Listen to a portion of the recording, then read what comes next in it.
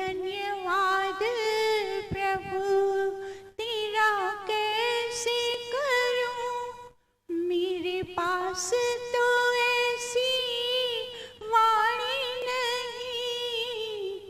धन्यवाद प्रभु तेरा कैसे करूं, मेरे पास तो ऐसी वाणी नहीं।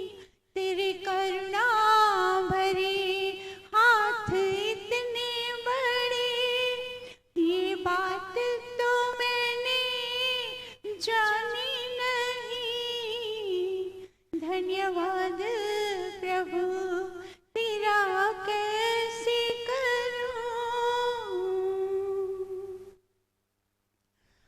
तू सुनता है कहाँ बैठ कर, मेरे हृदय से निकली बातों को, मेरे हृदय से निकली बातों को।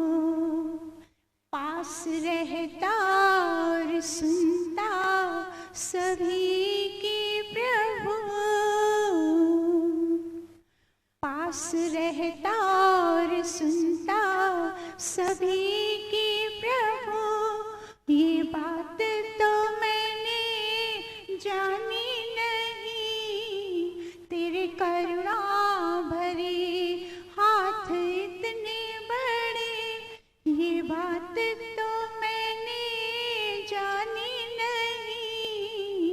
धन्यवाद प्रभु तेरा कैसे करूं। तू सूक्ष्म से सूक्ष्म रमा हर जगह, कोई जगह तो तुझसे खाली नहीं, कोई जगह तो तुझसे खाली नहीं। लाखों जीवन गए बीत मेरे प्रभु, लाखों जीवन गए प्रभु मेरे प्रभु। तेरी सतहावी तक जानी नहीं। लाखों जीवन गए बीत मेरे प्रभु, तेरी सतहावी तक जानी नहीं। तेरी करुणा भरे हाथ इतने बड़े, ये बात तो मैंने जानी नहीं। धन्यवाद प्रभु तेरा कैसे करूं। जब सहारा मिला ना कोई जग में, जब सहारा मिला ना कोई जग में, तू हमेशा से देता सहारा मुझे, तू हमेशा ही देता सहारा मुझे। तेरी लाखों है दुनिया में ऐसे करम, तेरे आसरे मिलता सभी कुछ मुझे। तेरे जैसा कोई प्रभु दानी नहीं। तेरे करुणा भरे हाथ इतने बड़े, ये बात तो मैंने जानी नहीं। धन्यवाद प्रभु तेरा कैसे करूं। तू है मित्र बंधु, तू ही मात पिता, तेरी शक्ति कभी मैंने जानी नहीं। तेरी शक्ति कभी मैंने जानी नहीं। तेरी कृपा से नर्तन सफल हो मेरा, तेरी कृपा से नर्तन सफल हो मेरा, तेरा नाम तो जग में फानी नहीं, तेरे करुणा भरे हाथ इतने बड़े, ये बात तो मैंने जानी नहीं। धन्यवाद प्रभु तेरा कैसे करूं, मेरे पास तो ऐसी वाणी नहीं, तेरे करुणा भरे हाथ इतने बड़े, ये बात तो मैंने जानी नहीं। धन्यवाद प्रभु तेरा कैसे करूं।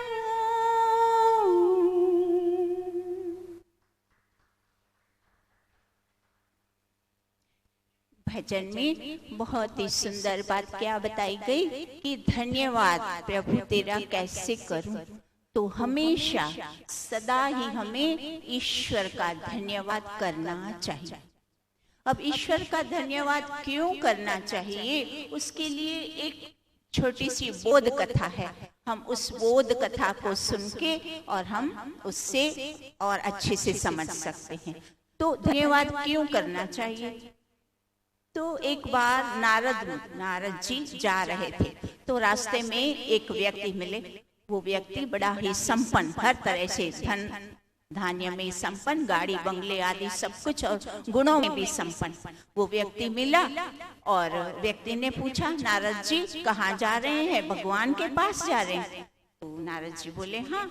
तो उन्होंने, उस व्यक्ति ने कहा, मेरा एक संदेश भगवान को देना। बोले बोलो।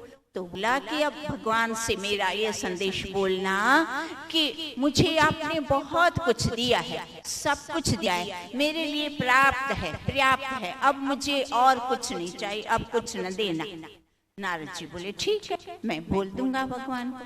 फिर नारद जी थोड़ा आगे चले। आगे रास्ते में चलते चलते उनको एक पेड़ के नीचे एक अत्यंत निर्धन व्यक्ति मिला, जिसके पास कुछ भी नहीं था, मात्र एक छोटा सा वस्त्र, कपड़ा अंगों को ढकने के लिए बस वो पड़ा था, उसके पास कुछ भी नहीं था। उसने भी नारद जी से पूछा, बोले कहाँ जा रहे हो, भगवान के पास जा रहे हो। नारद जी ने कहा हाँ। तो बोला मेरी एक बात उनको बोलना। बोलना ठीक है, बोल दूंगा। तो उसने कहा, भगवान को बोलो मुझे कुछ भी नहीं दिया, मात्र ये एक छोटा सा वस्त्र है, कपड़ा, मेरे पास कुछ नहीं दिया, मुझे कुछ तो दो। नारद जी बोले ठीक है। तो दोनों की बात सुनकर नारद जी चले गए। फिर कुछ समय बाद जब वापिस वहीं से गुजरे, लौटे, तब पहला वाला व्यक्ति मिला। उसने नारद जी से पूछा कि आपने मेरी बात, मेरा संदेश भगवान जी को बताया। तो नारद जी बोले हाँ बताया। तो क्या बोले। तो भगवान ने कहा है आपको कि धन्यवाद करना बंद कर दो, धन्यवाद करना छोड़ दो।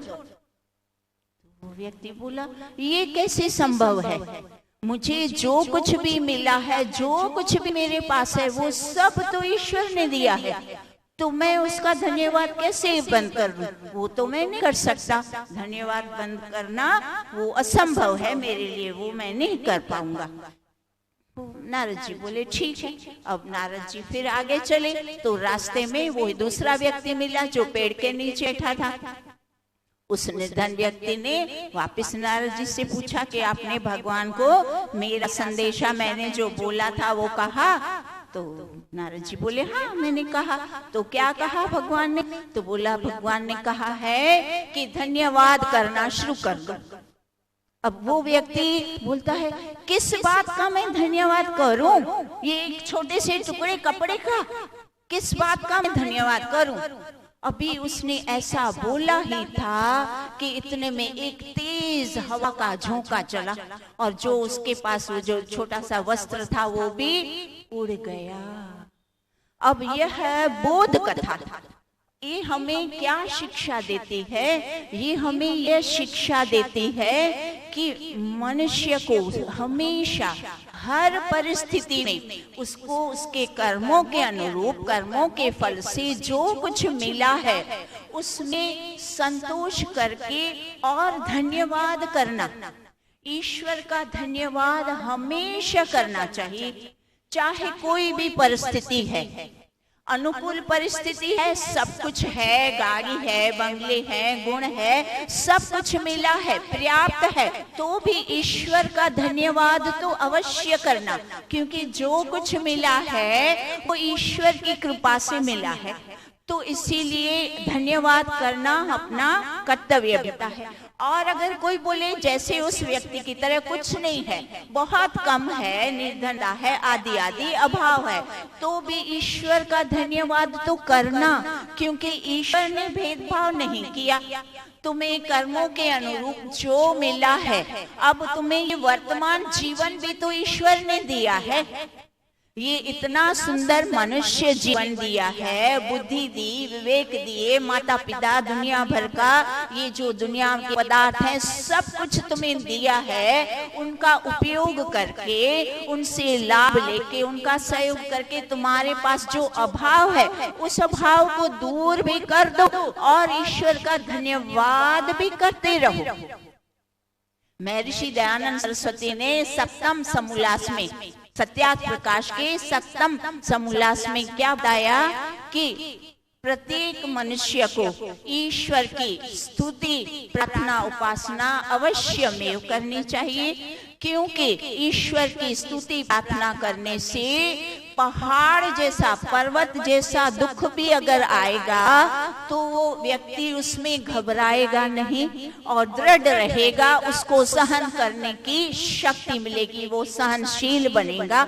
इसीलिए ईश्वर की स्तुति, प्रार्थना, धन्यवाद। स्तुति प्रार्थना क्या है? धन्यवाद ही तो है। जगत में पदार्थ हैं, वो सारे पदार्थ ईश्वर ने हमें प्राप्त करवाए हैं, ईश्वर ने दिए हैं। इसीलिए जो मनुष्य ईश्वर का स्तुति, प्रार्थना, उपासना नहीं करता, जो ईश्वर का धन्यवाद नहीं करता, वो कृतघ्न और मूर्ख है। क्योंकि जो सब कुछ ईश्वर ने दिया उसका धन्यवाद न करना, उसको न मानना, यह सबसे बड़ी कृतघ्नता और मूर्खता है। यह मेरे वचन नहीं, यह वचन महर्षि दयानंद सरस्वती के सप्तम समोल्लास में, आप चाहें तो उसको खोल के अच्छे से पढ़ सकते हैं। तो मनुष्य का स्वभाव देखिए कैसा हो गया है, जो कुछ मिला है उसकी ओर उसका ध्यान नहीं जाता, जो नहीं है बस सारा ध्यान उसके ऊपर जाता है। तो वो कैसे? जैसे आधा गिलास पानी का भरा है, दो व्यक्ति हैं, उसमें से एक व्यक्ति कहता है आधा गिलास पानी का भरा है और दूसरा व्यक्ति कहता है आधा खाली है।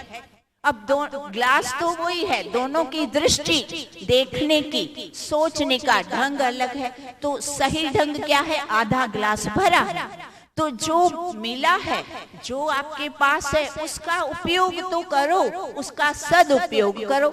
जो नहीं है उसको प्राप्त करने का प्रयास करो, पुरुषार्थ करो, पर हमेशा रोते रहना, उसी अभावों का रोना, रोते रहना, मेरे पास ये नहीं, मेरे पास ये नहीं, तो जो है उसका भी वो सुख उठा ही नहीं पाएगा। इसीलिए क्या बता दिया कि धन्यवाद करें हमेशा ईश्वर का। ईश्वर क्या कहता है?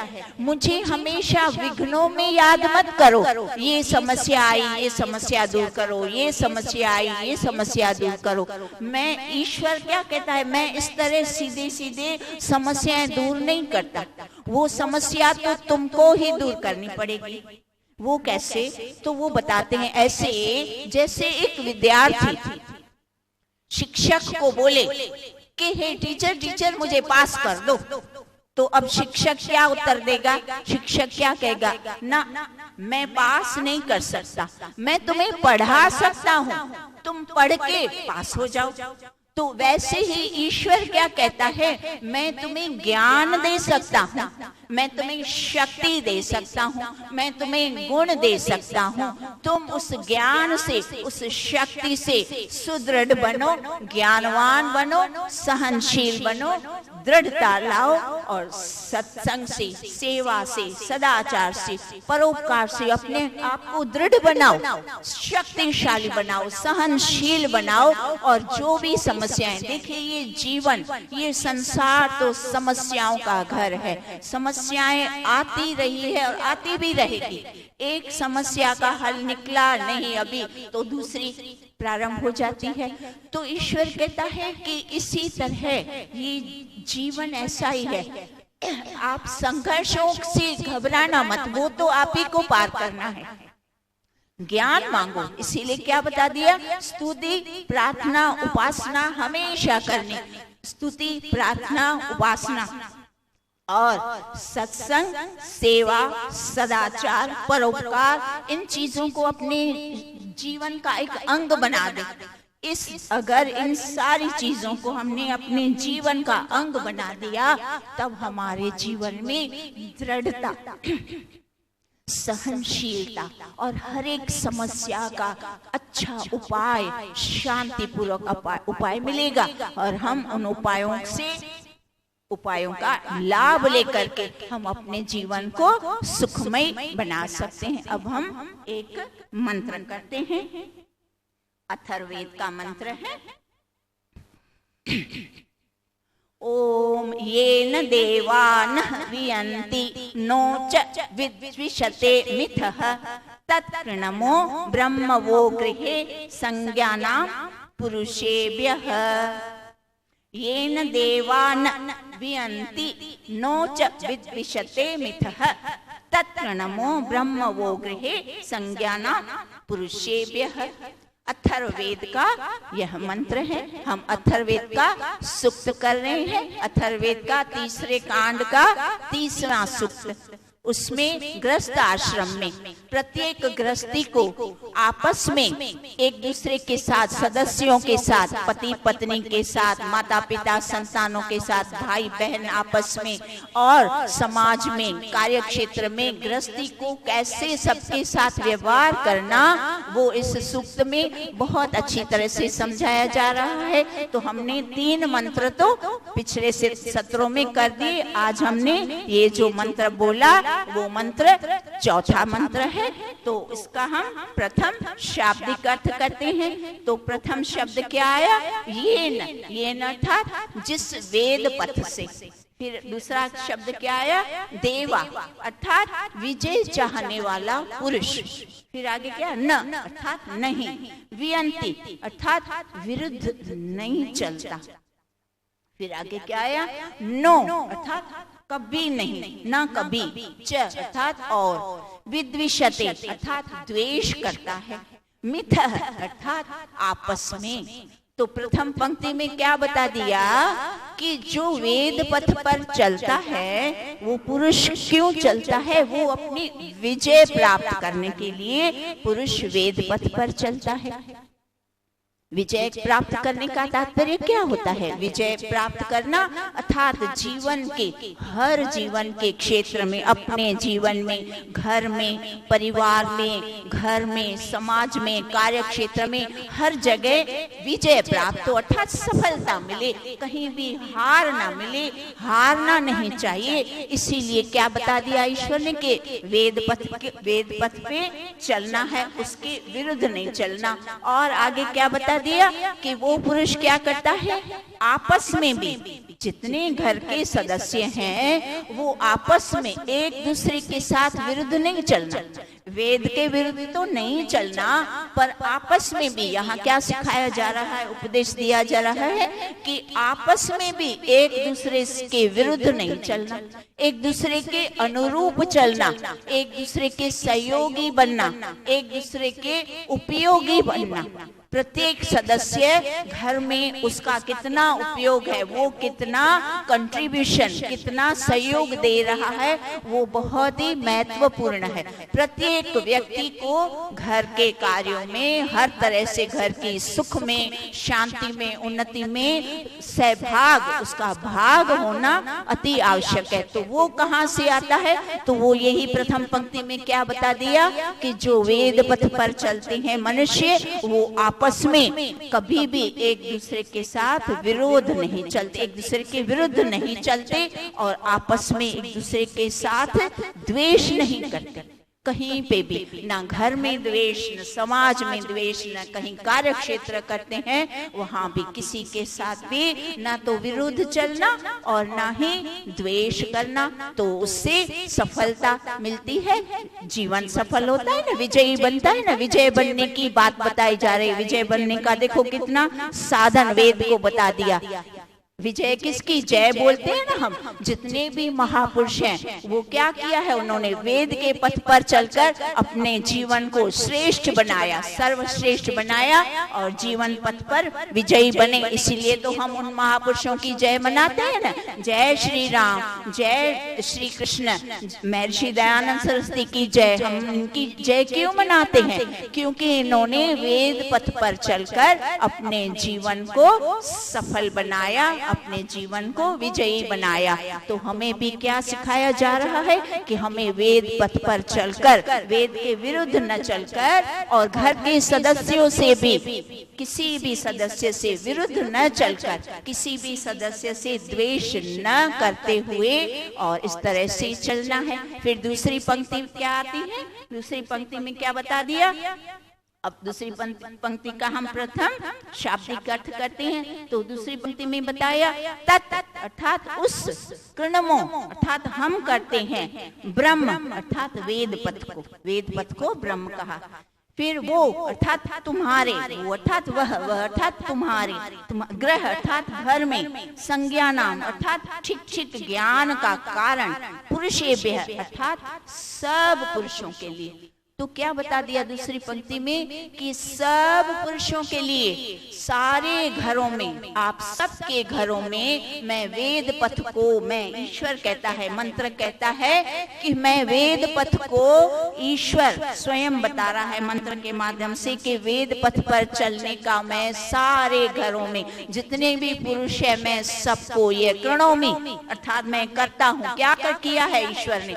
वेदों को स्थापित किया है ना, वेदों की रचना, इसीलिए ये मुख्य कारण बता रहा है मंत्र के माध्यम से ईश्वर कि मैंने इसीलिए आप सबके घरों में सारे पुरुषों को ये बता दिया, मैं कृणोमि, मैंने ये आदेश दिया है, मैंने ये वेद को स्थापित किया है कि तुम लोग सब वेद पथ पर चल करके सुख, शांति, समृद्धि, उन्नति को प्राप्त हो। जब मनुष्य के घर में जितने भी सदस्य होते हैं, आप देखें उनको जब तक ठीक ठीक ज्ञान है, सारा ज्ञान है, वेदों का ज्ञान है, शुद्ध ज्ञान है, तो वो सत्यता से, न्याय पूर्ण, प्रेम पूर्ण, नम्रता से एक दूसरे का कहना मानते हैं और घर की उन्नति होती है, घर में सुख शांति बना रहता है, उन्नति होती है। और जहाँ वेद को नहीं माना जाता, वेद को नहीं सुना जाता, वेद के पथ पर नहीं चला जाता, आप देखिए वहाँ घरों की क्या हालत है। वहाँ घर के सदस्य एक दूसरे का कहना नहीं मानते, एक दूसरे के विरुद्ध चलते हैं, एक दूसरे से द्वेष करते हैं, एक दूसरे का कहना नहीं मानते, कलह, कलेश, दुख, अशांति और अवनति की ओर बढ़ते हैं ना। आज ज्यादातर अधिकांश घरों में हमें क्या दिख रहा है? हर घर में बड़ी से बड़ी समस्याएं आपस में, चाहे जितने 4 सदस्य हैं कि 6 हैं कि 3 हैं कि 8 हैं कि 10 है, नंबर चाहे कितने भी हैं, कम है कि अधिक है, पर किसी का किसी से तालमेल नहीं, किसी भी सदस्य का एक दूसरे से आपस में तालमेल नहीं, एक दूसरे के प्रति प्रेम की भावना नहीं, नम्रता नहीं, सभ्यता नहीं, सहयोग नहीं, त्याग की भावना नहीं। क्यों ये सब हो रहा है? क्योंकि हमने वेद पथ को छोड़ दिया। वेद पथ के छोड़ देने से फिर ना तो माता पिता में स्वयं भी इतना गुण और संस्कार रह जाता है, और संतानों की तो बात ही क्या करें। फिर संतान उनकी बातें नहीं सुनती, बात नहीं सुनती, उदंड हो जाती है। उसको अगर कुछ बोलो, स्वच्छंद तो पहले ही थे, और कुछ अगर मना किया, यह मत करो, ऐसा करो, अगर किसी बड़ों ने माता पिता ने कह दिया तो उदंडता पे उतर आते हैं। घर में कलह कलेश, अशांति।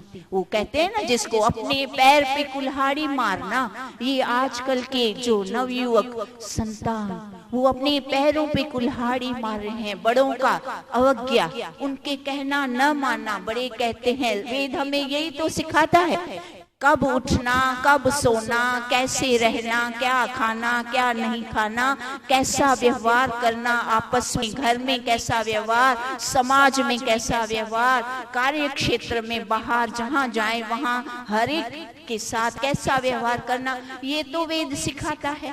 और हमने वेदों को पढ़ना ही छोड़ दिया। जब वेदों को पढ़ना छोड़ दिया, वेदों का स्थान, वेद पथ पर चल ही नहीं हम रहे हैं, तो फिर हमारी ये दुर्दशा, प्रत्येक घर की यह दुर्दशा है। और यह दुर्दशा बहुत ही खराब है। हमें समझना चाहिए कि हम मनुष्य, मैं यहाँ आया तो क्यों आया? इस सांसारिक पदार्थों को एकत्रित करने के लिए मैं यहाँ नहीं आया।